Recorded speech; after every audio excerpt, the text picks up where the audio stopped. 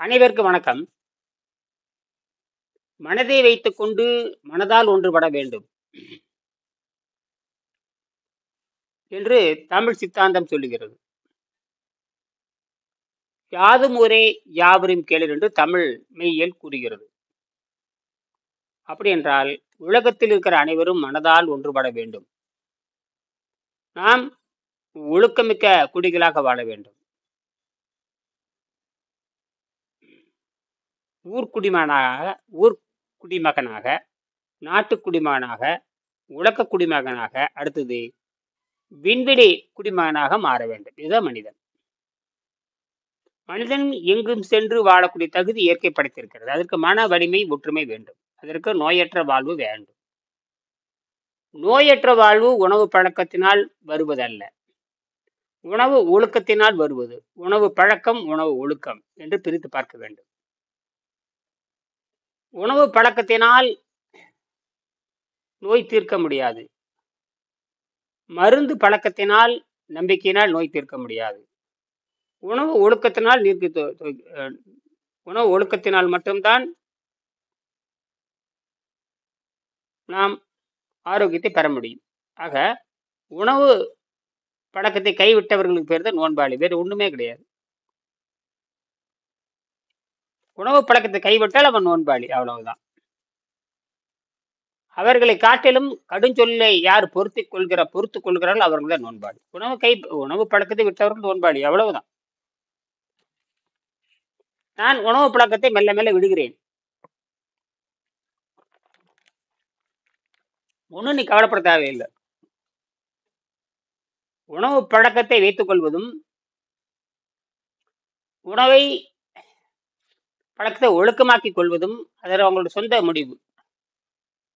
இது தெரியாதனாலதான் நாம பல ஆயிராண்டுகளாக நாம் ஆரோக்கியத்தை, 3 வகையான ஆரோக்கியத்தை இழந்திருக்கிறோம். பெற்றது காட்டிலும் இழந்தது ஏராளம். வெள்ளையர்களிலிருந்து நாம் வெள்ளைக்காரர்கள் தான் நம்மை கொடுத்தார்கள் என்று சொல்லும்போது அது மிகப்பெரிய ஏமாற்று வேலை. வெள்ளையர்களால் நாம் கெடுக்கப்பட்டோம். வெள்ளையர்களிடமிருந்து பெற்றது காட்டிலும் இழந்தது ஏராளம். ஆகினால் பெரும்பாலும் மேற்கத்திய படையெடுப்பால் ஒரு 400-500 ஆண்டுகள் இருக்கலாம் என்று ஆராய்ச்சியாளர்கள் சொல்லுகிறார்கள். அது எப்படியே இருக்கட்டும். மொத்தத்துல நம்முடைய கட்டடக்கலை, நம்முடைய வானியல் கலை, நம்முடைய மந்திரக்கலை பெரும்பாலும் வழிந்து விட்டன. இருப்பது மனோ என்கிற மனவியல் கலைகள். அந்த மனவியல் கலை என்று சொல்லக்கூடிய மனோ சக்தியை பயன்படுத்தி, மன ஆற்றலை பயன்படுத்தி நாம் ஆரோக்கியத்தை பெற முடியும். அதனாலதான் உடம்புக்குள்ளேயே மனதை அடிப்படையாக கொண்டு இயங்குகிற சுரப்பி இருக்கிறது. மூளையை அடிப்படையாக கொண்டு சுரப்பிகள் இருக்கின்றன. மனதை அடிப்படையாக கொண்டு சுரப்பி, அது மனதை அடிப்படையாக கொண்டு சேர நாளமில்லா சுரப்பி தானாக இயங்கிக் கொண்டிருக்கிறது. இது இயற்கையினுடைய அதிசயம். இது நான் ஒரு பொருளை சாப்பிடுகிறேன், அப்பொழுது மட்டும் சாப்பிட்டால் மட்டும் சில பொருள் வேலை செய்யும். ஆனால் நான் எதை செய்யாட்டியும் அங்க உள்ளே இருக்கிற அந்த மனோன்மணி என்கின்ற பீனியர், அந்த கிளாண்டுன சுரப்பி, அது தானாகவே சுத்தத்தில் தானாகவே பிறக்கும்போது கொஞ்சம் சிறுசாக இருக்கும், அப்புறம் கொஞ்சம் பெருசாகும். ஒரு 5 மில்லிமீட்டர் வரைக்கும் அது இருக்கலாம். அதற்கு மேல் இருப்பதற்கு அதுக்கு வாய்ப்பு இல்லை. இப்ப நம்ம அந்த மனதை வைத்துக்கொண்டு ஆரோக்கியத்தை பெறுகின்ற முறையைத்தான் நம்ம பேசிட்டு இருக்கிறோம். செலவு குறைவு, ஆனால் தொடர்ந்து நீங்கள் ஆரோக்கியத்தை, அந்த ஒழுக்கத்தை பின்பற்ற வேண்டும். தொடர் வண்டி தண்டவாளத்தில் போகணும்னா தொடர்ந்து அது ஒழுக்கமா போயிட்டே இருக்கணும். தண்டவாளத்தை விட்டு கீழே விழுந்துச்சுன்னா அத்தனையும் போச்சு. அதே மாதிரி தொடர்ந்து அந்த வண்டி அதில் ஓடணும்னா தொடர்ந்து அது நிதானமான அதே வழியில போனா தான் அது போய் இருக்கிறதே சேரும். அப்பப்ப கீழே இறங்க அப்பப்ப மேலேறும்னா அது நடக்காது. அதனாலதான் அது நல்ல பழக்க வழக்கத்திற்கு, தீய பழக்கத்துக்கு, உணவுங்கிற தீய பழக்கம், உணவு தான் நம்ம உடம்பை கெடுக்கிறது. அது மட்டுமல்ல, நம்முடைய வாழ்நாளை குறைப்பதும் அந்த ஜீரண நீர் தான். உணவு பிரச்சனை அல்ல, அந்த ஜீரண நீர் சுரக்காமல் பார்த்து கொள்ள வேண்டும். ஜீரண நீரை சுரக்காமல் பார்த்து கொண்டால் நிச்சயமாக நம்ம மேலோங்கி கொள்ளலாம். அதே நேரத்தில் நீங்க விருப்பப்பட்ட ஒரு பொருளை சாப்பிட்டு மீண்டும் ஜீரண நீர் சுரக்காமல் இருப்பதற்கும் சாப்பிட்டதை வெளியெடுப்பதற்கும் நீர் பயிற்சியும், நன்கு வேக வைத்த காய்கறி பயிற்சியும். Well cooked mashed vegetable to avoid the constipation every one day. This is a simple concept. Water diet concept. You drink little water little by little, morning to evening. At least one time you take a lot of vegetable, well cooked vegetable, to avoid the constipation for 180 days. This is easy technique. In this time, the body will reduce the body will reduce, relax from body sickness and mental sickness and spiritual sickness. இந்த மூன்றிலிருந்து விடுதலை பெறுகிறது within 180 days. தொடங்கியவுடன் உங்களுக்கு ஆரோக்கியம் கிடைக்க ஆரம்பித்துவிடும். தொடங்கியவுடன் உடனடியாக உலகத்தில் வேகமாக தொடங்கியவுடன் ஆரோக்கியம் கிடைப்பது இந்த மனம் எடுக்கிற முடிவு தான் காரணம். ஆக நீரும் சுத்தமான கீரையும் இருந்தால் உங்கள் மிகப்பெரிய ஆரோக்கியத்தை பெற்று விடலாம். மனதை ஏமாற்றுவதற்கு அந்த உணவு பழக்கம்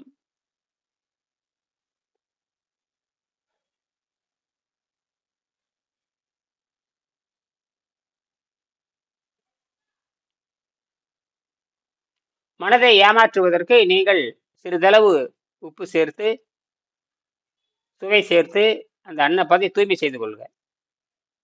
இப்படியே 150 நாள் தூய்மை செய்தீங்கன்னா உங்களுக்கு நோய் போயிடும், உடல் கரைஞ்சி நிற்கும். அதுக்கு போய் இளைத்திருப்பான் யோகின்னு பேரு. பிச்சை எடுத்து புசிக்கின்றவனை காட்டிலும் சொல்லிக் கொடுப்பவன் இளைத்திருக்க வேண்டும். இத பழமொழி. ஊருக்கு இளைத்தவன் பிள்ளையா கோயிலாண்டி, அவனுக்கும் இளைத்தவன் பள்ளிக்கூடத்து வாத்தியார்னு சொல்லுவாங்க. அப்ப அப்ப அப்ப நம்ம என்ன பண்ணோமா, உணவு பழக்கம் வழக்கத்தை நாம் சுத்தம் செய்கின்ற பழக்கமாக மாற்றிக்கொள்ள வேண்டும். உணவு பழக்கம் சரின்னு சொன்னோம்னா சுத்தம் செய்கிற பழக்கம் நமக்கு வேணும். உணவு பழக்கம் மனதை அடிப்படையாக கொண்டது, சுத்தம் செய்வது அறிவை அடிப்படையாக கொண்டது. அப்ப அறிவும் மனமும் ஒரு இடத்துல சேர வேண்டும். அதனாலதான் ஆறறிவும் மனமும், ஆறறிவு அதுவே அவற்றோடு மனனே தொல்காப்பியர் 18,000 ஆண்டுக்கு முன்பாக பதிவு செய்கிறார். ஏறத்தாழ தொல்காப்பியம் தோன்றிய 15,000 ஆண்டுகளுக்கு மேலாக இருக்க வேண்டும். ஏன்னா அது ஐந்தரத்தை பற்றி சொல்லப்படுகிறது. ஐந்தரத்தை தொகுத்து கொடுத்தவன் மயன். மயன் 15,000 ஆண்டுகளுக்கு முன்பாக வாழ்ந்ததாக கருதப்படுகிறது. தமிழர்கள் ஒரு 20,000 ஆண்டுகளாக இலக்கியம் படைத்தவர்கள் என்று தெரிகிறது. போக போக தமிழர்கள் நாகரிகம் உலகத்துக்கு தெரிந்து விட வேண்டும். தமிழர்கள் தான் மனதை கண்டுபிடித்தார்கள் என்று சொல்ல முடியும். தமிழ் சித்தர்கள் மனதை கண்டுபிடித்தார்கள் சொல்ல முடியும். மனம் என்கிற சொல்லே பிற்காடு ஆங்கிலத்தில் மேன் என்று மாறுகிறது. இன்னைக்கு மன் கி பாத்ன்னு சொல்றாங்க. மனசே மனசேன்னு சொல்லுவாங்க. மனசு மனசே எல்லாம் மனசுதான்.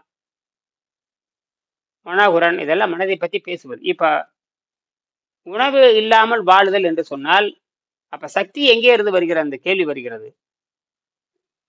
இப்படிதெல்லாம் கண்டுபிடிச்சிட்டாங்க. தானாகவே மின்சாரம் வருகிறது, தானாகவே பூமி சுழல்கிறது, இப்படிலாம் இருக்கு. அதே மாதிரி தான் தாவரம் தானாகவே சுழல்கிறது.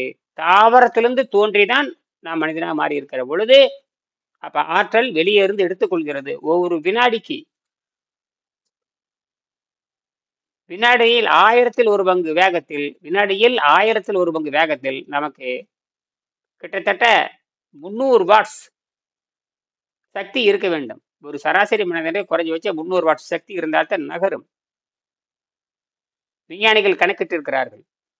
ஒரு மிதிவண்டியை ஓட்டணும்னா சாதாரண ஒரு மிதிவண்டி 22 கிலோ, பழைய சைக்கிள் பார்த்தீங்கன்னா 22 கிலோ, 26 இன்ச்சு சைக்கிளோட வீல் சக்கரம் சில பேத்துக்கு 26 இருக்கும், சில பேத்துக்கு 29க்கு நான் கேள்விப்பட்டிருக்கேன். நல்ல வளர்த்தியா இருந்தா 29 இன்ச்சு சைக்கிள் போடுவாங்க. சைக்கிள் சக்கரத்தினுடைய அளவு அது கிட்டத்தட்ட 22 கிலோ வரும். அந்த சைக்கிளை ஓட்டணும்னா மெக்கானிக்கல் ஃபோர்ஸ் எவ்வளவு தெரியுமா கொடுக்கணும்? பிசிக்கல் ஃபோர்ஸ் மெக்கானிக்கல் ஃபோர்ஸை மாற்றணும். அப்படி மாற்றும் பொழுது கிட்டத்தட்ட 250 வாட்ஸ் இருந்து 300 வாட்ஸ் இருந்தால் அந்த சைக்கிள் போகும். உங்களுடைய எடை 60 கிலோ, சைக்கிள் ஒரு 22 கிலோ, ஆக 82 கிலோ 85 கிலோ வருது. 85 கிலோவை நீ ஓட்டணும்னா குறைஞ்சபட்சம் 300 வாட்ஸ் இருக்கணும். எத்தனை எத்தனை இருக்கணும்? இருந்தா தான் ஓட்ட 300. முடியும். இல்லைன்னா யாருனாலையும் ஓட்ட முடியாது. அதுவும் இந்த சக்கரமும் ஓரளவுக்கு 26 இன்ச்சு இருக்கணும், அல்லது 29 இன்ச்சு இருக்கணும். அப்போதான் எளிமையாக ஓட்ட முடியும். குட்டி சக்கரத்தை உன்னால் ஓட்ட முடியாது. சின்ன குழந்தைகள் ஓட்டுற சக்கரத்தை பெரிய ஆள் ஓட்ட முடியாது. காலில் வலிக்கும், கால் வந்து வலிக்கும். சக்கரம் பெருசாக இருக்கணும். 4 எழுத்து அழுத்தினா அப்போ சர்ன்னு ஓடிடும். குட்டி சக்கரத்தை அழுத்தவே முடியாது. ரொம்ப அதிக சக்தி கொடுக்கணும். குட்டி சக்கரத்தை அதிக சக்தி கொடுக்கணும். அதனால சைக்கிள் வந்து 27 இன்ச்சு இருக்கணுங்கிறேன். அந்த சக்கரம் வந்து 29 இன்ச்சு இருக்குன்னு சொல்லுவாங்க. அப்பதான் ஓட்ட முடியும். எவ்வளவு பெரிய ஆளா இருந்தாலும் குழந்தை சக்கரத்தை ஓட்ட முடியாது. கால் வலி எடுத்துக்கும். ஒரு சுத்துக்குள்ள உயிரே போயிடும். அப்படின்னு அதுக்கு தகுந்த மாதிரி சக்கரத்தை வடிவமைச்சாங்க. அது குறைஞ்சபட்சம் உங்களுக்கு வந்து 300 வாட்ஸ். அந்த காலத்துல பார்த்தீங்கன்னா சைக்கிள்ல மோட்டார் வச்சு சுத்தி பார்த்தாங்க. அப்ப பார்த்தீங்கன்னா 250. இப்போ கூட அந்த டிசி மோட்டார் வச்சு ஓட்டுக்கின்ற பொழுது குறைந்தபட்சம் 300 வாட்ஸ் இருக்கிற மோட்டார் தான் வைப்பாங்க. அப்படின்னு என்ன அர்த்தம்? அப்போ 300 வாட்ஸ் இருந்தால் தான் அந்த மனிதன் இருக்குன்னு அர்த்தம். அப்படின்னா மோட்டார் வைக்காதுக்கு முன்னாடி மனுஷன் தானே மோட்டாராக இருந்தான். அப்போ அவனுக்கு எத்தனை சக்தி தேவைப்பட்டிருக்கும்? குறைஞ்சபட்ச இதுலேருந்தே கணக்கு போட்டுக்கலாம். 300 வாட்ஸ் வேணும். அப்படின்னா ஒரு மனிதன் நடப்பதற்கும் போவதற்கும் நீ பயன்படுத்தலையோ சும்மா வந்துகிட்டே இருக்கு. எனர்ஜி தான் வந்துகிட்டு இருக்குல்ல. எனர்ஜி இதை நான் யோசிச்சுட்டே இருந்தேன். அப்ப சரியா போச்சுடா அப்படின்னு. அப்படின்னா ஏன்னா இது வந்து வந்துகிட்டே இருக்கு. சூரியன் வந்து வந்துகிட்டே இருக்கிறதுனால இந்த உடம்பு தயாரிச்சுக்கிட்டே இருக்கு. நீங்க பயன்படுத்துறது இல்லை, அது வேற. நீ வந்து பயன்படுத்துற சூரியன்ல இருந்து வெளிச்சம் வருது. சூரிய தகடு போட்டு மின்சாரம் எடுத்துக்கிறான். வசதி இருக்கிறவன் சூரிய தகடை போட்டுக்கிற மின்சாரம் எடுத்துக்கிறான். வசதி இல்லாதவன் விளக்கு பத்தி வச்சுக்கிறான். அவ்வளவுதான். வசதி இருக்கிறவன் சூரியன்லேருந்து மின்சாரம், உனக்காக சூரியன் வரல. பணக்காரனுக்கும் ஏழைக்காரனுக்கும் சூரியன் வரல. அது வந்துட்டு தான் இருக்கு. நீ தான் என்ன பண்ணிக்கிற?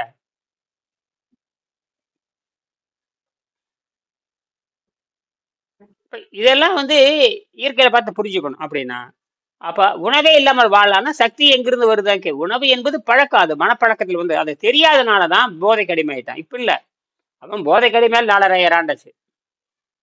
எப்ப இறைச்சியை வேட்டையாடி தின்னானோ, எப்ப தாவரத்தை வேட்டையாடி தின்னானோ அப்பதான் போதை கடிமையாயிட்டான். எது கடிமையாயிட்டான்?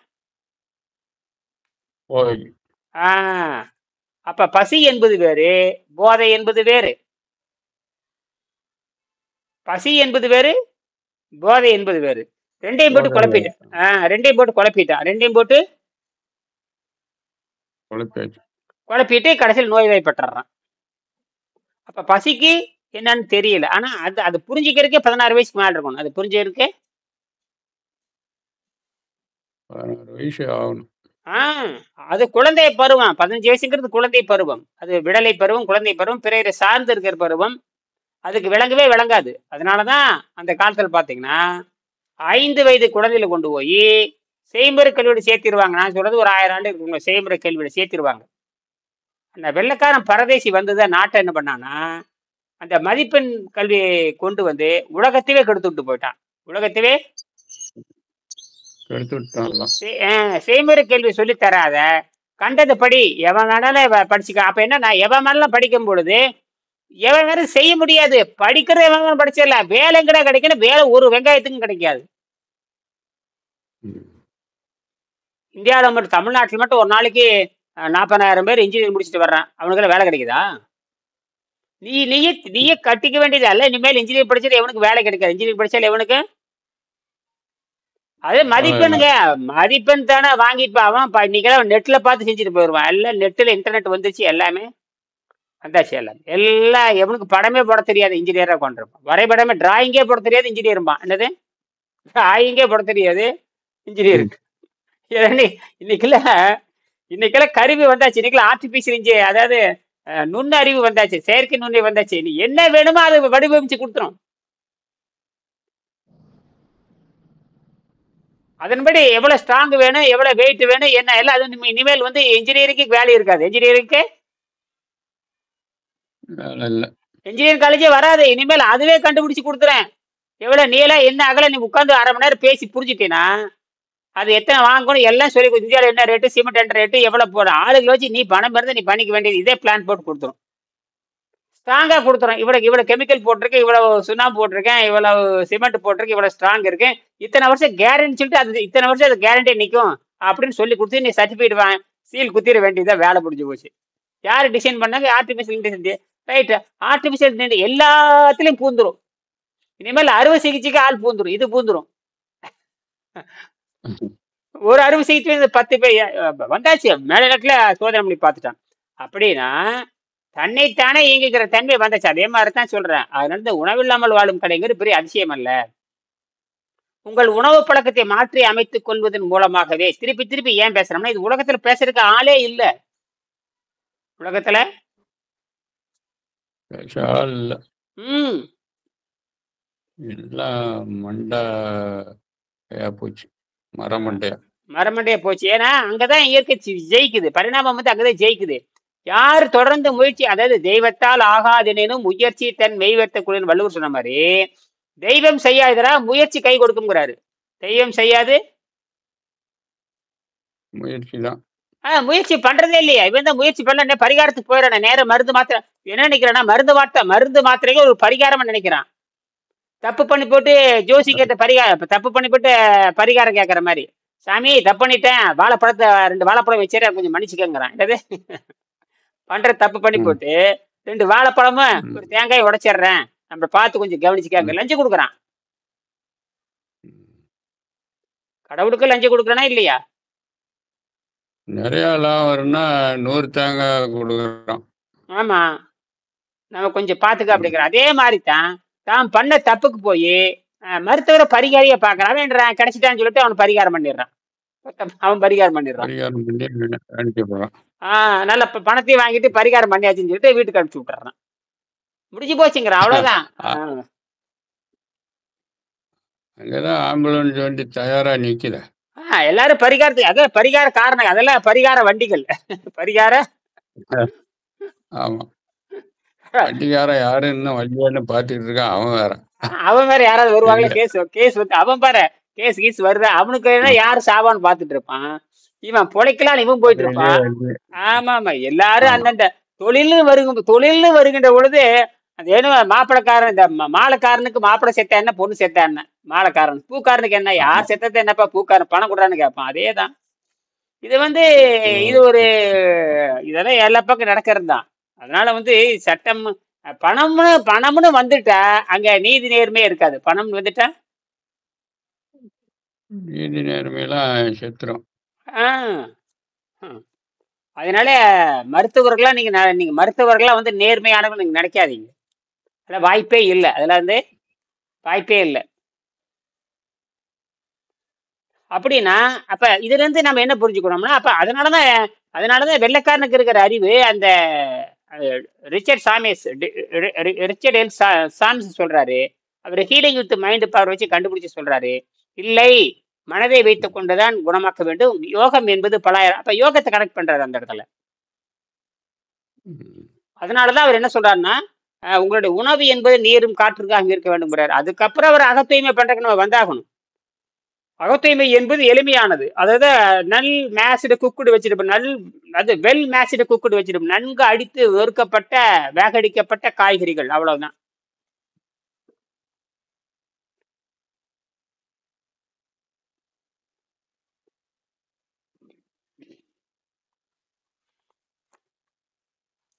இப்ப நான் அந்த சிறிதளவு தண்ணீர் குடிச்சு காட்டுறேன் பாருங்க. இதுதான்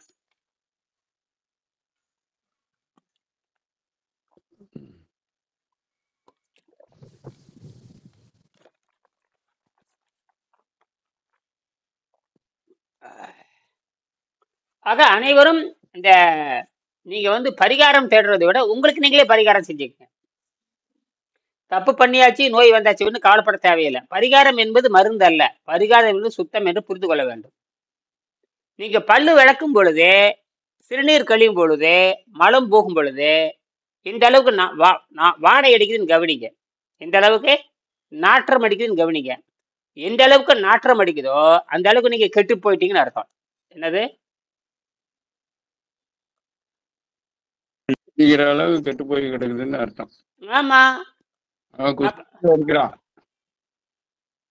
ஆ குஷி வந்துகிட்டே இருக்குது, நாறுது, ஆ அப்புறம் திங்கிறான். ம் ம். அப்ப அழுகி போச்சுன்னு அர்த்தம். அப்ப அந்த அழுகாம இருக்கிற ஏன்னா உயிரை தக்க வைக்கணும் இல்லையா? அப்ப உயிரை தக்க வைக்க நீ வந்து கடவுளே காப்பாத்துனா நீ கெட்டு போனவன் எப்படி கடவுள் காப்பாத்துவாரு? அறிவு உனக்கு கொடுத்தாச்சு இல்ல. ஏன் இல்லாதது ஏன் இழுத்து விடுறீங்க? அதாவது கையாலாகாதவன் தான் கடவுளை கூப்பிடுவான். கையாலாகாதவன் கடவுளை கூப்பிடுவான். ஆமா. ஆ இவனே கெடுத்து விட்டு ம் கடவுளையும் கும்பிடுறது. ஆ காப்பாத்து ஆ. காப்பாத்துன. இது நம்ம இந்த மதவாதி என்ன பண்றாங்க? பரிகாரத்தை கையில் எடுத்துக்கிறானுங்க. ஓ அப்படியா? சரி சரி சரி நீ பரிகாரம் எனக்கு இந்த இந்த பணம் கொடு நான் கடவுள் நேர்ல பார்த்து சொல்றேன்னு அவங்க இவங்க என்ன ஆயிடுறாங்கன்னா பரிகாரியா மாறிடுறாங்க. எல்லாம் பரிகாரத்துல வந்துடுறாங்க. எல்லாமே பரிகாரம். பரிகாரம் ம் கடவுளுக்கும் காசு, ஆ கொடுத்தீங்கன்னா கடவுள் இப்ப எல்லாத்தையும் நாம காசு. அதுக்கு பேசாம நீ பரிகாரம் பண்ணிக்கோ. நம்ம செலவில்லாத பரிகாரத்தை பரிகாரம் பண்ற தப்பு சரிதான். பிறவியில் இருக்கிறப்ப நம்ம பழக்கத்துக்கு அடிமை ஆயிடுறோம். அப்புறம் திருந்தறதுக்கு வாய்ப்பு கொடுக்குறோம். அப்புறம் திருந்தறப்ப சொல்லிக் கொடுக்குற ஆள் வேணும். சொல்லிக் கொடுக்குற உண்மையானவனா இருக்கணும். ம். சொல்லிக் கொடுக்குற ஆளை கண்டுபிடிக்கிறது பெரிய விஷயமா இருக்கு. சொல்லிக் கொடுக்குற ஆளு அதான் பிரச்சனையே. பிரச்சனை. சொல்லிக் கொடுக்குற ஆளு உண்மையை சொல்லிக் கொடுக்கணும். இதை இப்படித்தான் இயற்கை சட்டம் போகுது, இப்படித்தான் நான் அறுத்தேன், இப்படித்தான் நான் பண்ணி பார்த்தேன், நல்லா இருக்குது, நீ செஞ்சு பாருன்னு சொல்றதுக்கு ஆள் இந்தியாவிலே கிடையாதுங்க ஐயா. அவங்களுக்கும் தெரிஞ்சாதானே, அவங்களுக்கும் தெரியல. வெங்கடேஷ் ஐயா புக்கவும் படிக்கிறது இது மாதிரி படிக்கல அவங்க. ம் எல்லாம் புரியல. சரி, இன்னொரு 25 வருஷம் போராடுவோம், பார்ப்போம். சரி. ஆக மனிதன் ம். மட்டும் 6வது அறிவுடன் ஆக இயற்கை படகோடி நான் சொல்லி முடிச்சுக்கிறேன். இயற்கை படகோடி வருடங்களுக்கு முன்னால் முதலில் ஒரே செல் தாவரங்களை கடலிலும் கடற்கரையிலும் உண்டாக்கியது. தொடு உணர்ச்சி என்று ஒரு அறிவு மட்டுமே அதற்கு இருந்தது. ஈரறிவு, மூன்றறிவு என்று ஐம்புலனுக்கான ஐந்தறிவு வரை. அப்ப ஐம்புலனுக்கான ஐந்தறிவு. இப்ப புலன்கள் வேறு, அறிவு வேறு. புலன்கள் வேறு, அறிவு வேறு. புலன்கள் இருந்து பெற்றால் அது அறிவு, புலனறிவின் பேரு. புலன்கள் இருந்து பெற்றால் புலனறிவு. அப்ப ஐம்புலன்கள் இருந்து பெற்றால் ஐ அறிவுன்னு அர்த்தம். தோல் இருந்து பெற்றால் தொடுகின்ற அறிவு. அப்ப கண்ணிலிருந்து பெற்றால் கண்ணிலிருந்து அறிவு. அதே மாதிரி ருசியிலிருந்து பெற்றால் ருசி அறிவு. அது நாக்கிலிருந்து அறிவு. இதுதான் ஐம்புலன்கள் ஐ அறிவு. முடிஞ்சு போச்சா? இதுல இருக்கிறத வந்து என்ன பண்ணோம்னா உண்மையை உணர வேண்டும். நீ என்ன பண்ற? உண்மை உணராம அது கொடுக்குற இன்பத்துக்கு போயிடுற. இன்பத்துல மாட்டிக்கிறேன். ஏன்னா இந்த மனம் வந்து ஏமாத்தும். மனம் என்ன பண்ணும்? ஏமாத்து. இன்பத்திலே இருறான்னு சொல்லி ஏமாத்தி உடலை கெடுத்து விட்டுரும். சாராயம் குடிக்கிறவனுக்கு ஒரு இன்பம் கிடைக்குது. அவனுக்கு அவ்வளவு நாற்றம். நாமெல்லாம் சாராயத்தை மூக்கிலே வைக்க முடியும். அவ்வளவு பிணபாடை அடிக்கும் சாராயம். அதெல்லாம் குடிக்கிறான். குடிச்சிட்டு சாராயம் அவ்வளோ நாற்றம் அடிக்கும். சாராயம் கொடூர நாற்றம் முடியாது. அந்த நாத்தத்தை விரும்பி குடிக்கிறான்ல, அந்த நாத்தத்தை விரும்பி குடிச்சிடறான். குடிச்சு உள்ள போய் அது என்ன ஆகுது? உடனடியே ரத்தத்துல கலந்து உடனடியே எத்தனால் அடுத்த வினாடி ரத்தத்துல கலந்தேன் கிர்ன்னு மண்டையில ஏறிடும். மூளையில ஏறிடும். ஏறினாலும் தலை தொங்கிட்டா முடியும். ஆமா, ரத்தத்தையும் கெடுத்து எல்லாம் கெடுத்து விடுது. எல்லாத்தையும் கெடுத்துட்டு மூளையை சிந்தடிக்க வச்சிருது. உடனே அப்படியே மயங்கி அப்படியே கிடப்பான். ஒரு 6 மணி நேரத்துக்கு கிடப்பான். அவ்வளவுதான். அப்புறம் 6 மணி நேரம் கழிச்சதுக்கு அப்புறம் கை கால் நடுங்க ஆரம்பிக்கும். மறுபடியும் இன்னும் கொஞ்சம் ஊத்து. அதுக்கு சண்டை போடு. கொலை கொலையை செய்வான். கொலை செய்யறது அதுக்கு தாங்க. அது ஒரு கொலை செய்யறான். எத்தனை பேரு குடிக்கிற காசுல பொண்டாட்டியே கொலை செஞ்சிருக்கான். தாயை கொல்றான், அப்பனை கொல்றான், யார வேணா கொல்லுவான். அவனுக்கு ஒரு ஒழுக்கவே இருக்காது. அவனெல்லாம் இருக்கவே கூடாது.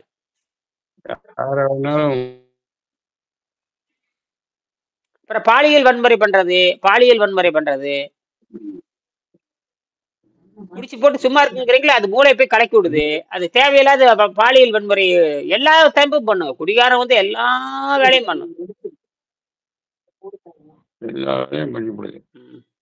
குடி எல்லாத்தையும் கிடைக்குங்க. குடி வந்து அவனுக்கு வந்து பண்றது சரியா தப்பானே தெரியாது. பணத்தை வந்து தெரியாதுதான் செய்யறான். கடைசியில ஐயோ அப்படின்பா. ஒண்ணுமே பண்ண முடியாது. சிக்கரவன் சிக்கிக்குவான். அவன் மாட்டிக்கிச்சு. அவன் கத்தி எடுத்துட்டு வந்து குத்துறான். சிக்கரம் அவ்வளவுதான். இடையில சிக்கிட்டு போச்சு. அவ்வளவுதான். குடிச்சு போட்டு வண்டி ஓட்டணும் என்ன பண்ணணும்? சாராயம் குடிச்சிட்டு அப்புறம் வண்டி ஓட்டினா என்ன பண்ண முடியும்? ம். ம். அது ஒண்ணுமே பண்ண முடியல. சாராயம் குடிக்கிறது தப்புன்னு உணர முடியல அவனால. ஆமா. இப்படி எல்லாம் உலகம் போயிட்டு இருக்குதுன்னா, இது வந்து யார் உண்டாக்குனா? இயற்கை தான் உண்டாக்கியிருக்கு. நீ தான் புரிஞ்சுக்கணும். இந்த ஒழுக்கத்துக்கு வரணும். ம். அப்ப பண்புடி நல்லவர்களை சார்ந்து வாழ வேணும்.